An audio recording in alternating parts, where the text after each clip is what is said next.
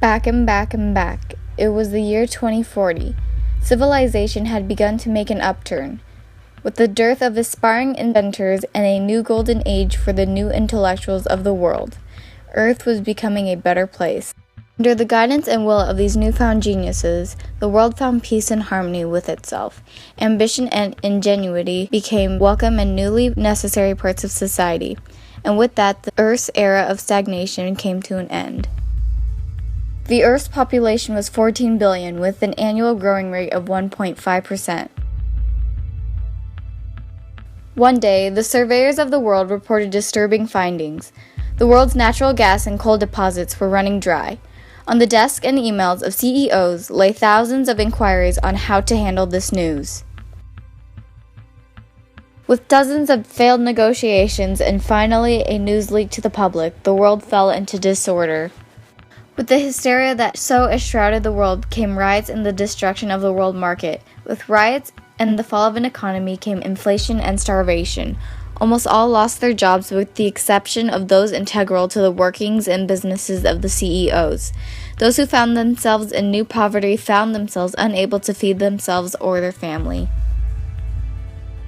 Poverty reigned supreme over the majority of the world, and with it, crime rose to grasp the unfortunate in selfish jaws. And so the courts fell and the laws of the world became meaningless. Prisons and jails gradually emptied as law enforcement became naught but dust. Only the rich, still profiting in their wealth and perpetual power, remained safe with their bodyguards and their mansions.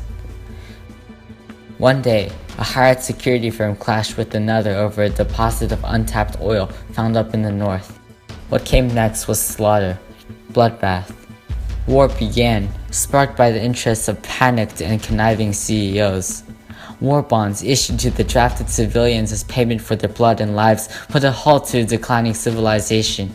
The armies soon replaced thieves in the interest of the murder of men.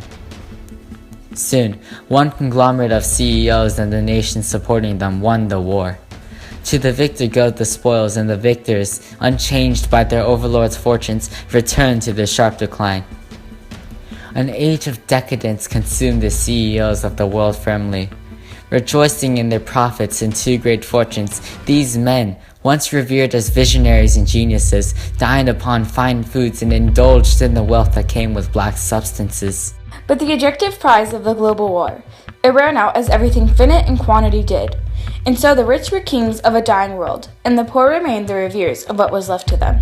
Once upon a time, war bonds were issued to the soldiers and volunteers of a global war. With this, humanity found a new fortune with service to the rich and powerful. But with the return of peace came the return of death in the streets.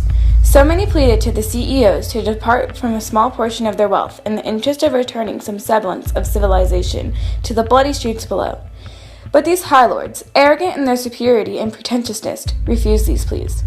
Stagnation ran unhindered. Only when the veil of greed was lifted from their eyes did these lords of avarice see what their schemes had wrought. A world in ruins, dust in the sun, inexorable green must rising from the waters of the sea. Murderers and thieves ran rampant within the streets. Golden cities, with mountainous skyscrapers now consumed by ruin and harsh fire. The earth and her chosen children were dying, and morals such as courage and righteousness were gone from history. If only they had helped. If only those who had the capacity to help did help. It was too late for those left. The salvation of humanity, the earth, did not lie in the marauders and the savages that dwelt in the streets below. All that could be done was to revert to a clean slate. And so the intellectuals of the rich analyzed the problems that plagued the ordinary populace. They found morality lost, feelings and primality overpowering the morals of their ancestors.